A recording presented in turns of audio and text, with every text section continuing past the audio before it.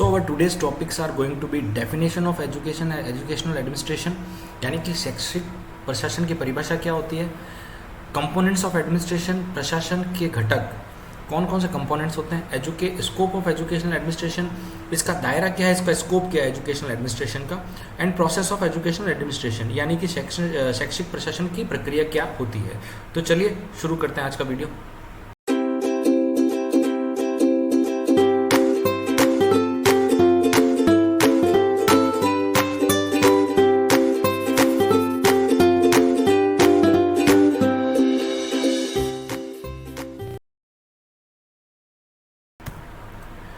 Hello, my self Abhishek and I am your trainer from BPS academy और मैं इस channel पे आपका स्वागत करता हूँ।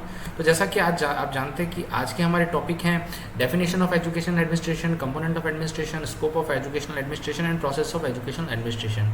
तो सबसे पहले हम बात करते हैं डेफिनेशन ऑफ एजुकेशनल एडमिनिस्ट्रेशन, यानी कि एजुकेशनल एडमिनिस्ट्रेशन की डेफिनेशन क्या होती है। Educational administration is a specialized set of organizational function whose primary purpose is to ensure the efficient and effective delivery of relevant education services।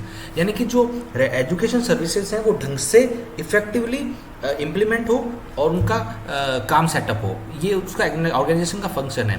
As well as implementation of legislative policies, इसके साथ साथ जो policies हैं जो administration ने बनाई हैं, चाहे वो सरकार की पॉलिसीज़ हो या चाहे एजुकेशन पॉलिसीज़ हो, उनकी प्लानिंग करना, उनके रिगार्डिंग डिसीजन लेना लीडरशिप्स के थ्रू, और behaviour that keeps an organisation focus on predetermined objective, और ऐसा बिहेवियर डेवलप करना जिससे कि ऑर्गेनाइजेशन का जो गोल है उसके जो पहले से डिसाइडेड है उसके ऊपर फोकस रहे। इसके साथ साथ हमारे जो रिसोर्सेज हैं उनका मैक्सिमम यूज़ करना, उनका प्रोडक्टिव यूज़ करना और कोऑर्डिनेशन डेवलप करना in professional and personal to the procedure, एक सोशल सिस्टम डेवलप करना जिससे कि सब टीचर्स के बीच में, स्टूडेंट्स के बीच में, ऑल एजुकेशन क्लाइमेट के बीच में एक सामंजस्य रहे, ठीक है। और इसके अलावा एसेंशियल चेंजेस टू सेटिस्फाई, इसके साथ साथ हम वैसी फैसिलिटीज़ प्रोवाइड करते हैं जो ज़रूरत पड़ेगी भविष्य के स्टूडेंट्स को, भविष्य के सोसाइटी को, उसके हिसाब से हम उनका डेवलपमेंट करें। ये कैन्सवेज की डेफिनेशन है जो आप एजुकेशन एडमिनिस्ट्रेशन की डेफिनेशन में लिख सकते हो। इसके बाद आता है कंपोनेंट ऑफ द एडमिनिस्ट्रेशन, यानी कि एडमिनिस्ट्रेशन के कंपोनेंट क्या होते हैं। अब यहाँ पे हम एजुकेशन एडमिनिस्ट्रेशन की बात नहीं कर रहे, इन जनरल जो प्रशासन होता है उसके कंपोनेंट क्या क्या होते हैं। तो उनके कंपोनेंट्स में आता है डिसीजन मेकिंग, यानी निर्णय लेना। कोई भी एडमिनिस्ट्रेशन होगा, चाहे वो स्कूल एडमिनिस्ट्रेशन हो, चाहे एजुकेशन एडमिनिस्ट्रेशन हो, चाहे आपका सोशल एडमिनिस्ट्रेशन हो, कोई आपकी प्राइवेट ऑर्गेनाइजेशन है उसका एडमिनिस्ट्रेशन हो, सबके अंदर यही कंपोनेंट्स फिक्स रहते हैं। सबसे पहला आता है डिसीजन मेकिंग, यानी निर्णय लेना।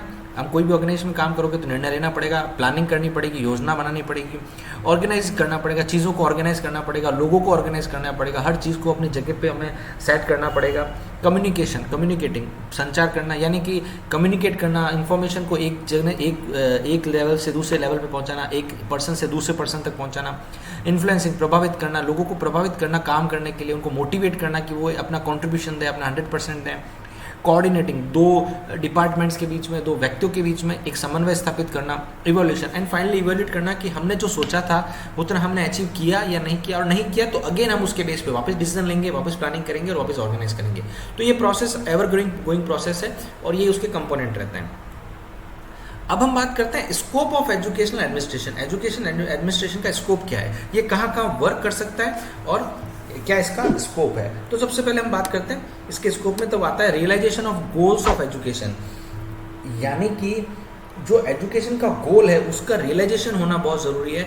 सबको पता होना चाहिए कि एजुकेशन का गोल क्या है। आपके ऑर्गेनाइजेशन में जितने भी लोग काम कर रहे हैं उन सबको पता होना चाहिए, they should realise the goal of education, कि हमारा मकसद क्या है, हम इस फील्ड में हैं तो हमारा गोल क्या है।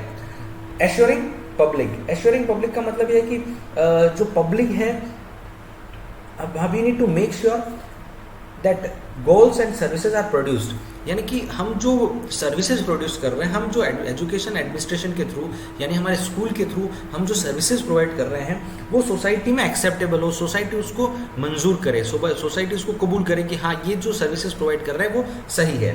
दूसरा होता है फाइनेंस एंड अकाउंटिंग, यानी कि जो रिसिप्ट हो रहा है और जो डिसबर्समेंट हो रहा है, जो पैसा हमें मिल रहा है उसको मैनेज करना और उसको प्रॉपरली डिस्ट्रीब्यूट करना जहाँ जहाँ जिसकी ज़रूरत है।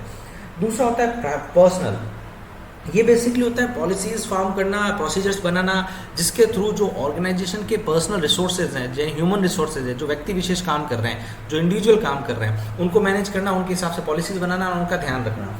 एंड फाइनल आता है कोऑर्डिनेशन, यानी कि दो डिपार्टमेंट के बीच में, जैसा कि मैंने बताया, सामंजस्य मेंटेन करना, यानी कि उनके बीच में तालमेल बैठाना। अब हम बात करते हैं process of educational administration. Educational administration का प्रोसेस क्या है, तो इसके अंदर बात करते हैं तो इस्टेब्लिशिंग एजुकेशनल पर्पसेस, यानी कि एजुकेशनल पर्पसेस जो होते हैं उनको इस्टेब्लिश करना, एक एम बनाना, ये डिसाइड करना कि ये संस्था किस लिए काम कर रही है, उसका उद्देश्य क्या है, उसके उद्देश्य को स्थापित करना।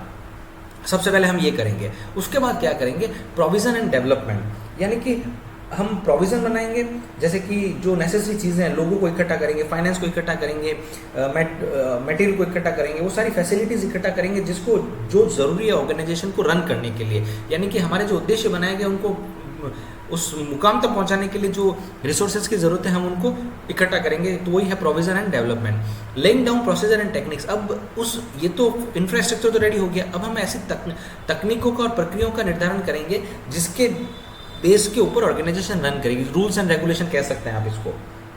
फिर आता है defining the nature of the end the procedure used of the authority, यानी कि जो लीगल चीज़ें हैं या हमारे जो लीगलिटी है, जैसे कि अगर हम बात करते हैं स्कूल्स के अंदर CBSE है, RBSE है, गवर्नमेंट ऑफ इंडिया है, एजुकेशन पॉलिसीज हैं, इन सब का निर्धारण करना, अथॉरिटी हमसे क्या डिमांड करता है उसको ले डाउन करके अपने गोल के साथ अलाइन करके चलना, उसको अपने गोल के साथ मिला के चलना।